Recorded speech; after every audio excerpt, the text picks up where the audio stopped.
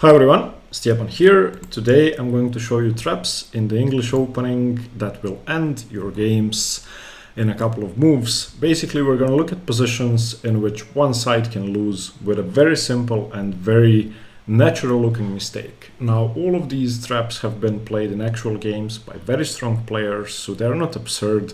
They're not unlikely to happen. So if you play the English or if you face the English, well, which is everybody, this should be useful.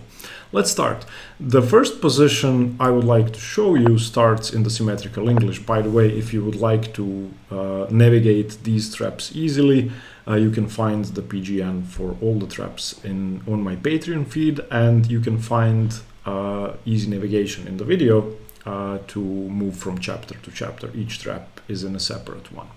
Okay, so knight c3, knight c6, very standard, knight f3, g6, and now d4, e4. Okay, in this position, knight takes d4 is the best move, but today we're going to look at a slight mistake, knight d5.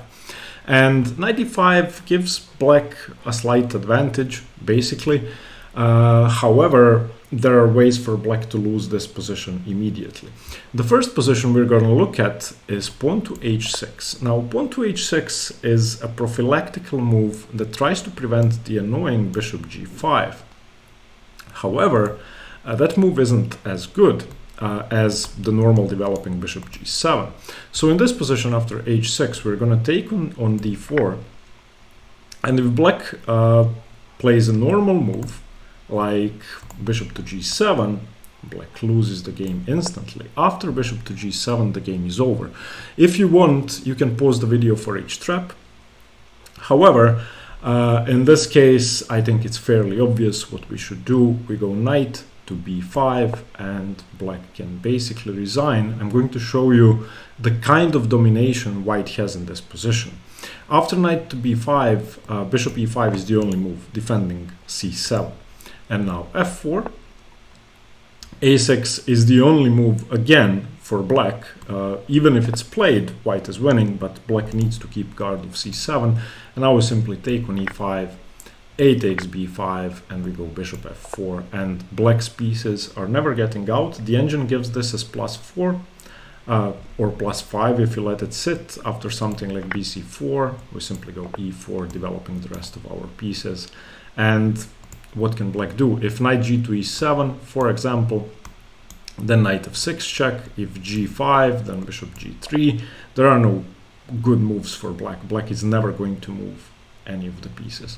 Now, the alternative to knight b5 has been played before, but it's a mistake. Bishop f4, trying to take on c7 straight away. White should be better, but black survives after bishop takes d4. And after bishop d4, if you go bishop c7, then queen h4 should be okay for black.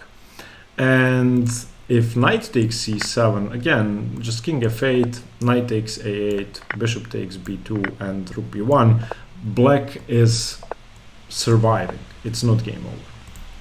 So on bishop g7, knight b5, and that's it. You can study that position with the engine a bit to see just how dominating it is.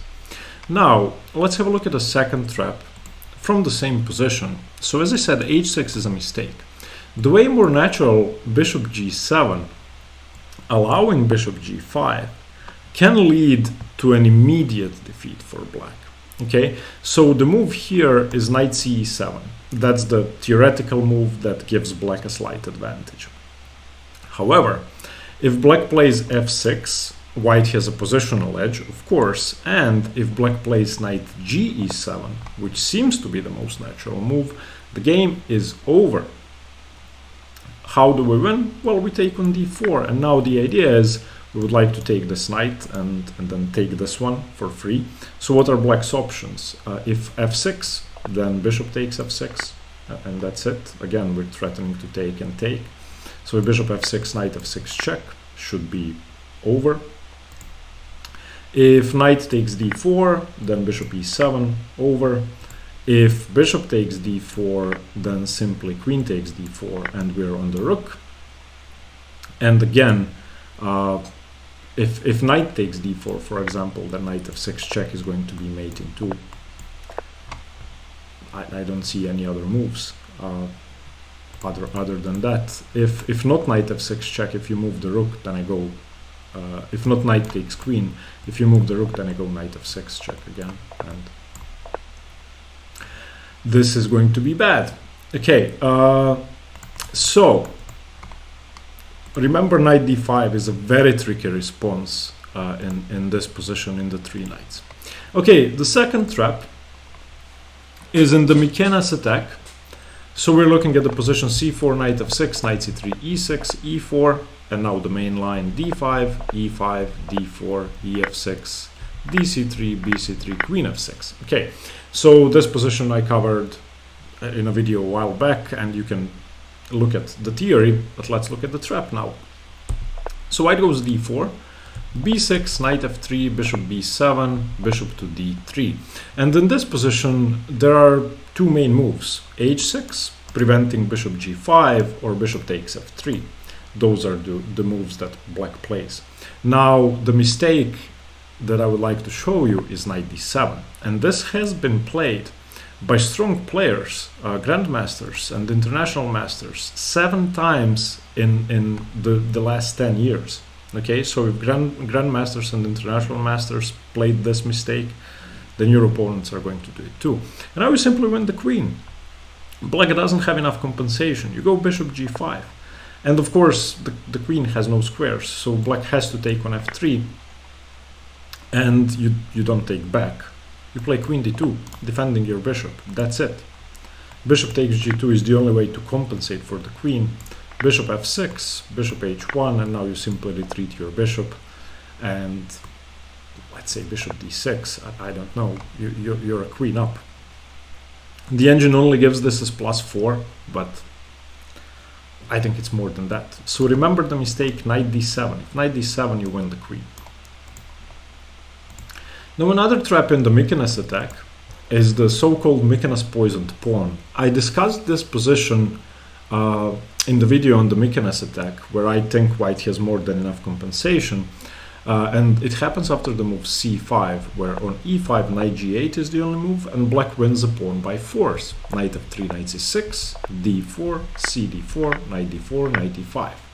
And we discussed the position knight d to b5. Now in this position, black has only one move, and that's a6, and you can look at the lines in the video on the Mikenas attack. However, the visual problem in this position is the d6 square for black. And the usual Sicilian response would be d6. Okay, that's what a Sicilian player would play. However, since black does not have a c-pawn here, we can just go c5. And after c5, white wins.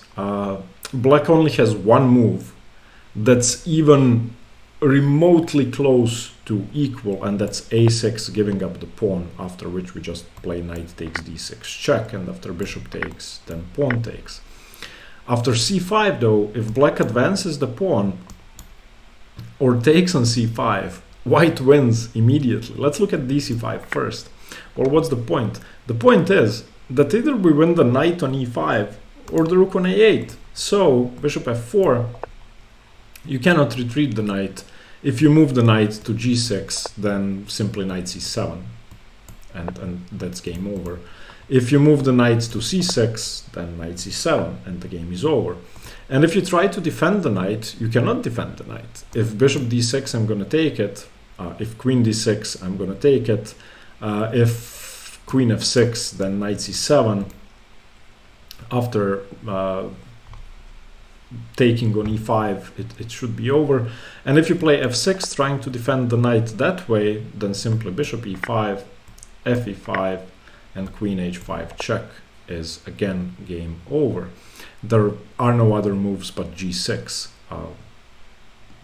What else can you do? Let's see what the engine says. The engine says g6, and on king e7, just rook d1, queen e5. The advantage is +10. On g6, black actually is white is only +6. Losing the rook, of course. And on queen f6, which is the only move that saves the rook, now again, knight c7, king f7, queen f6, knight f6, and knight a8. So, in the Mikenas attack, if they go for this line where they take the pawn and then blunder with d6, it's over. You go c5. If they take, we saw what happens. If they advance, it's again very easy. Just bishop f4, and there is no way to defend. Same story, nothing has changed. You will again have pressure on c7. If you turn on the engine here and play, well, what can we try to do? If f6, again, then takes, again queen h5, and again g6 loses, and so on. So I thought this was a very interesting trap because it's very likely to happen. Okay, let's move on. The Gruenfeld Trap, or the Gruenfeld Diagonal Trap, is very interesting because it has been played many times. So c4, knight f6, knight c3, d5, the Gruenfeld, cd, knight d, g3, g6, bishop g2, knight c3, bc3, bishop g7. This is our main position. And white plays the move rook b1. Now from here, as I told you in the video on the Gruenfeld, black's main moves are c6, knight c6, or knight d7, simply dealing with the threat on b7. White has a threat to take the pawn. However, black can set up a trap with castles, and white can either fall for it or win a pawn. Now, funnily enough, it has happened that people fall for this trap, and falling for the trap is bishop takes b7, and of course this loses immediately to bishop takes b7, rook b7, and queen d5, and you're going to be an exchange down after rook takes b8, any rook takes on b8, and now knight f3, and of course black is up the exchange and easily winning. However, after castles, black has actually trapped himself, and white doesn't have to lose the exchange with bishop b7. White can win material with rook b7. Okay, you pick up a pawn, you're going to take the rook in the corner eventually, and after bishop takes b7, black can try knight d7, but now you take, queen takes, knight f3, knight e5, and castles, and you're a pawn up with a very safe game. So after rook b1, if they castle trying to trap you, you can trap them with rook takes. Okay, the next trap is a very famous one, and the simplest one of all I'm going to show you today is the Scandinavian Knight Trap. So after c4, d5, cd5, knight f6, black tries to regain the pawn by recapturing with the knight. We can actually defend that pawn because knight takes fails to queen check and picking up the knight. Now this I know is the simplest one, but I still have to show it to you because it's going to happen, especially on lower levels. Now on to more serious stuff. We're looking at something in the reverse Sicilian 4 knights. We're going to have a look at two traps in the 4 knights. The first one is with a knight f3 move order. So c4, e5, knight c3, knight f6, knight f3, knight c6. Okay, and after g3, bishop to b4, white's main move is knight to d5. Okay, and after knight d5, cd5, black should play knight d4. Knight d4 is the only move.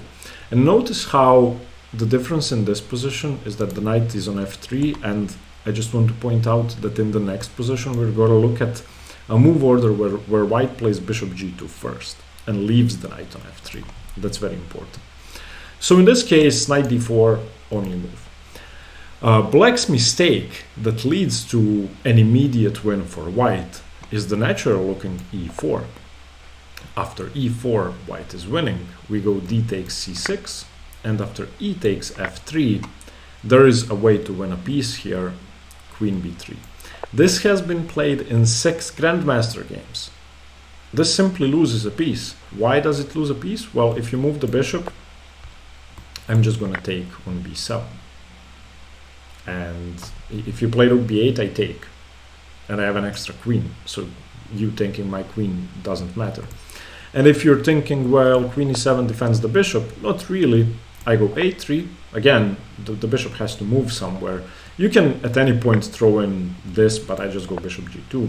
And when the bishop moves, again, c takes b7, and now rook b8 is even worse because the rook is not even able to take on b3. So yeah, this is, I think, a very common mistake, which just loses on the spot. Remember queen b3, forking this bishop on b4 and these two pieces with cb7. Now the other move order trap in the 4 knights is the so-called 4 knights fork. Now I gave these traps my own names because they were easy to remember this way.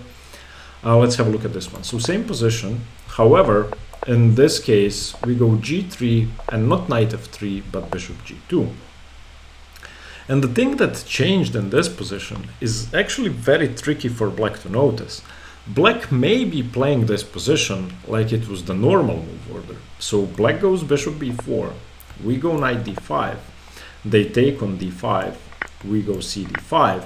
And now, if black goes knight d4, which, now again, let's look at this position. In this case, knight d4 is the only move, when the knight is on f3 and the bishop is not on g2. In our position, where the bishop is on g2 and the knight isn't on f3, knight d4 loses immediately. And it's very simple to see why. Now again, this has happened in master games. You go e3, and the knight has to move. The knight has to move somewhere. And after knight f5, it's queen g4 with a simple fork. And after e3, if the knight goes to b5, then again, whoa, sorry for turning on the engine. If the knight goes to b5 again, it's a double attack on two pieces. In both cases, you just win a piece. So if you would like to be tricky, go g3, knight f6, and bishop g2, inviting the bishop b4 pin, and then go knight d5 and hope for the best. Hope that you win the game on move 6. Okay, the final trap for white I would like to show you comes in the hedgehog system for black. So we're going to have a look at c4, knight f6. The hedgehog can be entered or transposed into from c5 or even g6 or b6. So knight f3, e6, g3, b6, bishop g2, bishop b7. This is a sort of Queen's Indian, which is going to go into hedgehog. Castle, c5, knight c3, bishop e7, rook e1, d6, e4. Now, in this position, a6 should be the best move for black, and that's the critical move. However, knight bd7 can be played. And if they start with knight bd7 after white's main d4, cd4, knight d4, black now has to play the move queen c7 or the move queen c8. This bishop isn't defended. And if black plays a very logical mistake of completing the hedgehog by playing a6, white wins immediately. And the reason white wins is that e5 just forks two pieces, the knight and the bishop.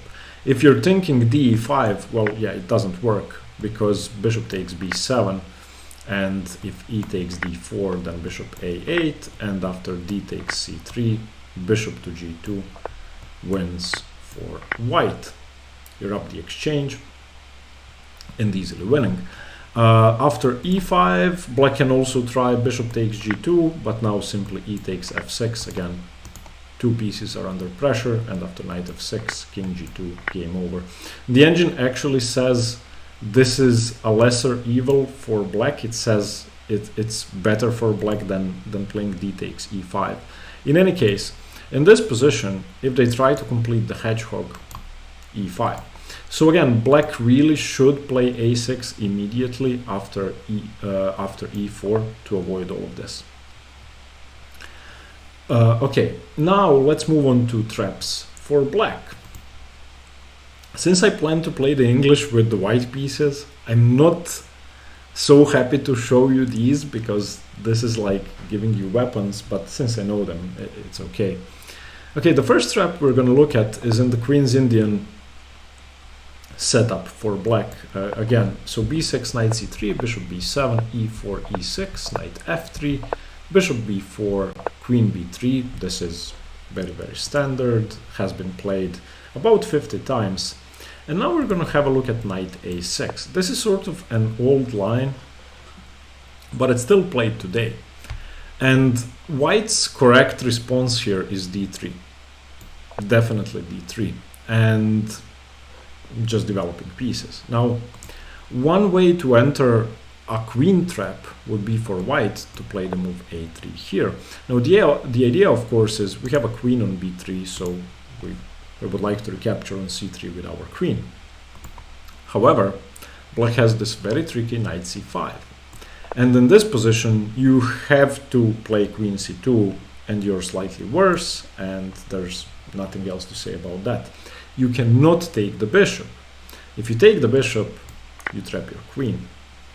And it's very simple to see how. a5, queen b5 only move, and now bishop a6, and the queen is lost, and that's it. So in this position, do not play a3. It traps your queen or leads to a slightly better position for black. Alright, the next trap is in the symmetrical English, and this is sort of the copycat variation where black is just repeating what white is doing up to a certain point. So c4, c5, g3, g6, bishop g2, bishop g7, knight c3, knight c6, and white plays the move a3. Now a3 is a very standard move, second most popular move, and black responds with e6. Now there is a mistake here that has been played many times, and it's almost a theoretical mistake. I'm going to tell you that there are 155 games on master level with the mistake I'm going to show you, and that mistake is pawn to b4. Now this has been played by Vasily Ivanchuk several times, and he goes into that voluntarily. Apparently this is a Benko style trap. However, it just loses a pawn, and if white isn't extremely well prepared, it's going to be tough. Also, the engine says black is better. Now what's the point? You just take the pawn, and that's it. If a takes b4, taking the knight, then c takes, and notice how your bishop is skewering the knight and rook. So if something like knight e4, bishop takes rook, and the way to hold on in this position is to go d4, and after d4 something like bc3 and e3, and black should be better. Black should be better even if this pawn is captured eventually, which is going to happen. Black has a Benko passed pawn in reverse, basically. So after b4, yeah, I think knight b4 is just good for black. A b4, c b4, d4 is what masters play, and they go in for this position where after something like knight e7, black is slightly better. Knight e2 grabs the pawn back, but d5, and as I said, black wins the majority of the games. This is the highest level trap where black gets very good play for this mistake. It's not immediately winning. Okay, the next trap is what I call the diagonal trap, and this one for me is very natural to fall for as white. So c4, c5, looking at the symmetrical English again. Knight f3, knight c6, d4, c takes, knight takes, and g6. Now in this position, e4 is the correct move. Going into a Sicilian defense is definitely very sensible, and there are no alternatives here. Now, if white tries to challenge the diagonal with b3, and I think that could happen, then black basically is much better or winning, depending on whether white sees the threat or not. Black goes bishop g7, and now e3 is the only move defending the knight, because the knight is double attacked. If you try to defend with bishop b2, it's over. Game over. Knight takes d4, you have to take the piece back, bishop d4, and now queen a5, winning straight away. Knight c3 cannot be played because the bishop is pinned. Black wins a piece, game over, thank you very much, bye-bye. So I think this is a very natural mistake, this b3, trying to challenge the diagonal, so don't do that. Just go e4, go for a Maroczy bind. And the final trap I would like to show you is in the three knights. So c4, e5, knight c3, knight c6, knight f3. If black plays f5. Now f5 is a very interesting idea. This system has been played by many strong players. Carlsen has played this, Ivanchuk, Nikita Vityugov, Hikaru, Vladimir Fedoseev, many people play this. And as white, you're going to be facing this a lot in the reverse Sicilian. This is the reverse Grand Prix, basically. So d4 as white, e4 for black, and bishop g5. Now this is fairly standard, knight f6 for black. And in this case, knight d2 is the move, basically. I should also mention that bishop e7 can be played as black, which is the more theoretical move. But today, we're going to have a look at knight f6, which sets up a trap. Okay, so in this case, white plays knight d2, which is the common theoretical move, or knight h4, which is best according to the engine, but I'm not sure which is better. I would prefer knight d2, it just seems safer. However, white could fall for your trap by playing d5. And d5 is an immediate win. Almost an immediate win. Now we take ef3, dc6, f takes g2, and in this position, if white plays bishop takes g2, black is much better, but white isn't immediately losing. Something like dc6, and you can see that black is a pawn ahead with a very clear advantage. If queen d8, which should be the best move, king d8 and castles queenside, black is just a pawn up. However, if white tries to get smart, with c takes d7 check, then it's over straight away. Knight takes d7, and you're attacking the bishop, you're attacking the rook and the bishop on the king side. And on bishop d8, of course, gh equals queen, and if something like bishop c7, this is just overwhelming. We are up a rook and the game is over. So again, in this reverse Grand Prix, if they go d5, you can hope that they will take on d7 here, because after knight d7, you just win a whole rook. If they don't, if they play bishop g2, you have to be satisfied with being a pawn up, which is still very good. Okay, so these are the traps I wanted to show you. There is going to be part 2 of this video at some point as I go through the English, prepare my repertoire and learn more. So at some point there are going to be traps that are missing, and I know there are many that are missing. Thank you for watching. Let me know what you think. Stay tuned for more chess. Bye bye.